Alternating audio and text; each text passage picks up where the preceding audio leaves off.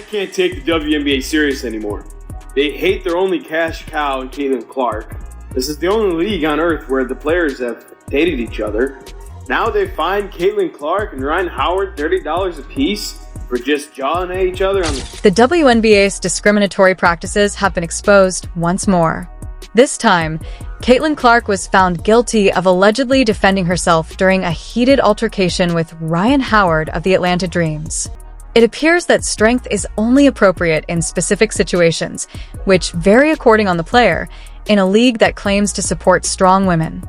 This episode draws attention to the league's inconsistent rules and unsettling propensity to punish Seal while ignoring more serious problems in women's basketball. There'll be the big talked about moment, Ryan Howard, Caitlin Clark, jawing back and forth. But there's another example, right? Clark in that moment saying, I'm not scared of you. No, I'm not afraid. Then give her a sarcastic. Emotions were running high as the Indiana Fever and Atlanta Dream engaged in a heated battle for supremacy during their rematch. The Fever had suffered a difficult defeat to Atlanta just 2 days prior, and the matchup at State Farm Arena on Thursday night provided an opportunity for atonement. The arena was packed with 17,044 spectators, many of whom were paying top dollar to watch Caitlin Clark perform. The atmosphere was tense and ready for dramatic events. What's that about, man? She was saying, don't do that again. But I'm trying to figure out why she gets so mad. I guess because of the push right there. Kind of like a get off me a little bit. But she's holding it right there. Look at the hand checking, right? We got the hand checking going on the hip. Putting it on the chest. How you hand checking? You can't hand check. This isn't the 80s. What are we doing? Hold on, man. She's hand checking right here. Then Caitlin trying to get by, right? But her hand still. The event served as a demonstration of the highest caliber of basketball, as well as a window into the WNBA's present political climate. Caitlin Clark and Ryan Howard of Atlanta faced off in a heated exchange during Indiana's arduous 81-76 victory. It was a turning point that would influence the game and how the league responded to the level of competition. The altercation perfectly encapsulated what spectators want to see from elite players in a crucial match. Basketball is an exciting sport to watch because of its grit, intensity, and unadulterated emotion. I just don't know what it is about giving Caitlin Clark foul calls that has the referees so averse, but calling more on her. And basketball is so mental. Like when you get into someone's head, it can really mess the rest of their game up. It can mess the momentum. Howard made contact that went beyond the typical bounds of basketball aggressiveness in an attempt to establish dominance and potentially agitate the league's most well-known player. However, Clark maintained her position with the typical fortitude that has characterized her career, refusing to back down or turn to the officials for assistance. In what should have been hailed as a moment of supreme competition, Clark looked down at Howard and said something that wonderfully encapsulated her attitude of fearlessness. "You don't scare me." And in case you're wondering what Caitlin Clark said just there was, "I'm not scared of you." She's going to have to wear a hard hat this season. I mean, seriously. The league is going to try to take her out in every... This unadulterated display of competitive spirit caused the crowd to shout. It's precisely the kind of intensity that makes watching professional sports an essential form of entertainment. This was the epitome of basketball. Two elite athletes are pushing one another to the limit without giving up. It was the kind of event that stokes fan passion and creates legendary rivalries. However, it appears that standing your stance has a price in the modern WNBA. What transpired revealed every weakness in the league's present approach to player management and discipline. The WNBA penalized Clark's response to Howard's violence rather than praising her intensity or accepting the incident as a normal part of the game. Financially speaking, the $30 fine might not seem like much, but the message it conveys is far from. The WNBA's actual expectations of its players are seriously called into doubt by this decision. The league positions itself as a forum for independent, strong, and daring women. Its marketing emphasizes toughness, grit, and empowerment. However, the league replies with a fine and a silent reprimand when one of its top stars proves that in real time. Really enjoy seeing the return of Trash Talk Caitlin Clark, because sometimes people forget, a fun little extra add-on of her game. She and Ryan Howard got into it a bit early, where Ryan Howard was like, "You're in Atlanta," and the timing of this punishment speaks volumes. Throughout the season, Caitlin Clark has been subjected to constant physical abuse from opponents who are more interested in trying to see how tough she is than in playing clean basketball. She has always reacted professionally and tactfully to everything from Angel Reese's constant social media taunts to the frequent harsh fouls and heated situations that have become commonplace for Clark. However, the league determines she has passed some arbitrary line the instant she finally expresses herself, opting for words rather than retaliation. A concerning precedent for the WNBA's handling of competitive fire is set by this type of selective enforcement. The league is happy to allow months of planned drama, passive-aggressive remarks, and social media sniping to continue unchallenged. Without retaliation, players are free to disparage one another, publish cryptic jabs, and quietly erode one another's reputations. However, a player receives a fine when they make an honest, straightforward statement during a high-intensity game. Fans are petitioning for the All-Star game to not be held in Indiana because it's clearly not safe. There's a petition for Dave Portnoy to never be able to attend WNBA games. There is a petition for Caitlin Clark to be arrested. I'm not joking when I say this. Arrested. This is something that has also gone viral on social media. And I'm only bringing this up because the WNBA pays attention to what's going on social media. So if they're paying attention to it, I'm following what the league is saying. Like what the precedents that the league is setting, I'm following that because I'm covering the league. If they're going to pay attention to viral things on social media, I guess. The fine itself isn't the most worrisome aspect of this case. In the context of WNBA discipline, it is what the fine represents.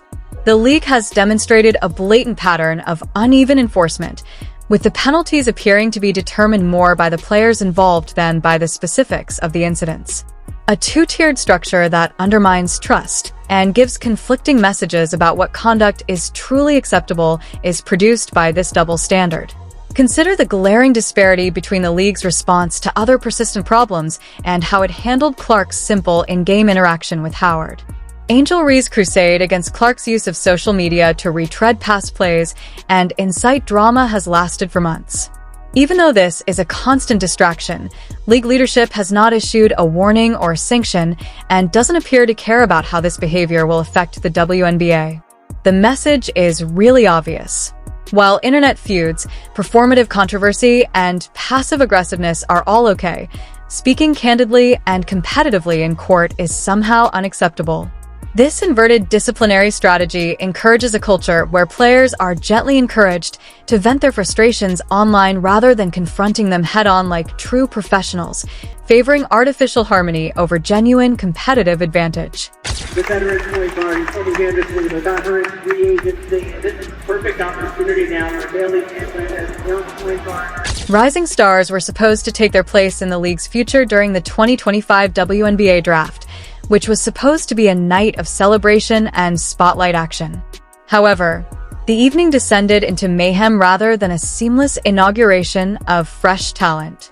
Fresh off a successful college career, Hailey Van Lith, a fierce and self-assured guard, didn't just show up.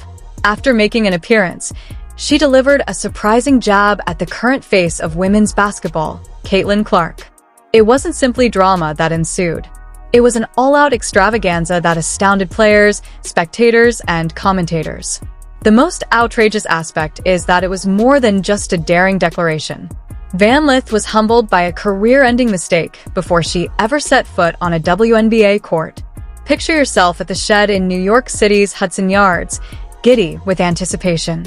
The draft in 2025 was a significant event. The Indiana Fever star Caitlin Clark, riding high on the crest of a WNBA record-breaking season, had revolutionized the league in her first season by attracting large audiences, boosting TV ratings, and earning lucrative broadcast deals.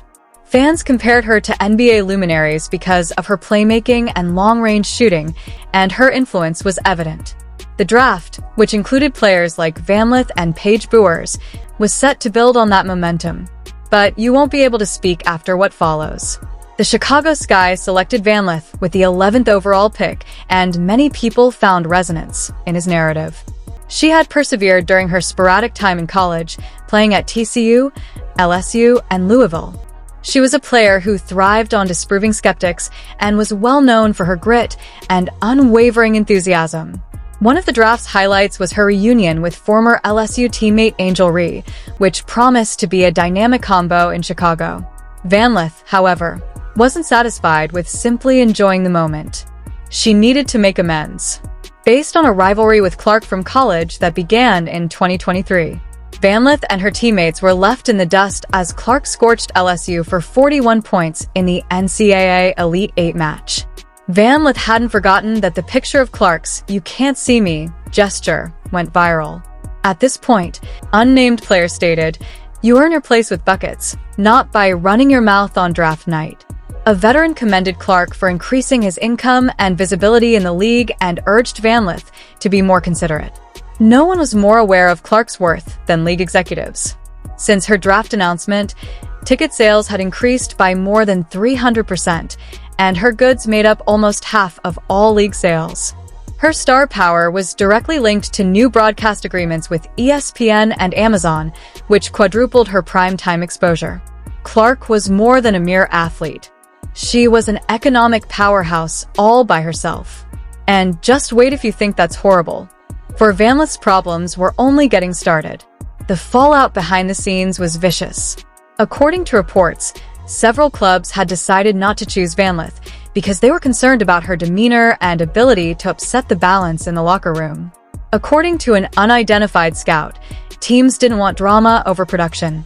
And although she was good, she wasn't Caitlin. The Chicago Sky gambled on her, hoping that her relationship with Ree would help to mend fences. But there was pressure on even that. Ree had learned to share the limelight after navigating her personal rivalry with Clark. It seems like Van Lith was still after it, and the last turn of events was unexpected.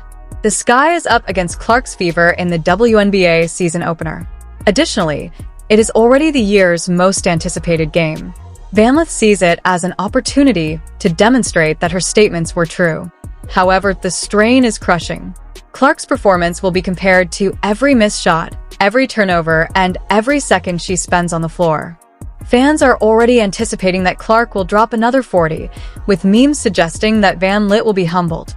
In addition to igniting a rivalry, her remarks on draft night established an unachievable bar for a rookie who had not yet proven herself.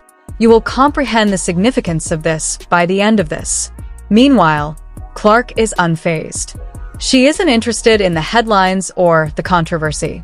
She went 50 for 54 from 3 on her birthday, indicating that she is in the gym. Sound bites are not her focus. Championships are.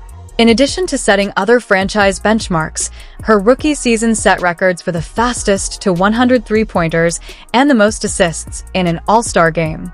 She is the league's future, not just a celebrity.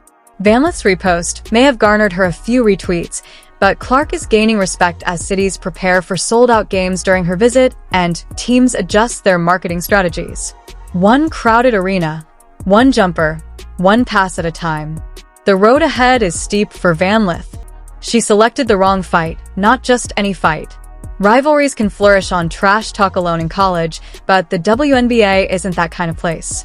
Because to Clark's diligence and modesty, this league is at last gaining traction. Before gaining the right to be a rival, Van Lith misinterpreted the situation and portrayed herself as the antagonist by attempting to bring her down. With supporters and commentators waiting to jump on every mistake, every game she plays will be a referendum on her draft night remarks. This is something you'll want to finish. Believe me, one thing will become evident as the dust settles. Caitlin Clark doesn't have to say anything in response. More than any interview, her game speaks for itself. Conversely, Van Lith has a lot to prove. The scoreboard will reveal the truth when the Sky and Fever play one other in May. At that point, everything fell into place since Clark is already making a lot of money and talk is cheap in the WNBA. Could Caitlin Clark's Indiana Fever be threatened by the Van Lith vs. Angel Reese matchup? Please share your thoughts in the space provided for comments below. If you agree this is a bad deal for Reebok, then comment "Fire the Baby Giraffe." Like, subscribe, and turn on all notifications so you never miss out. Click the video on the screen, and we will see you in the next.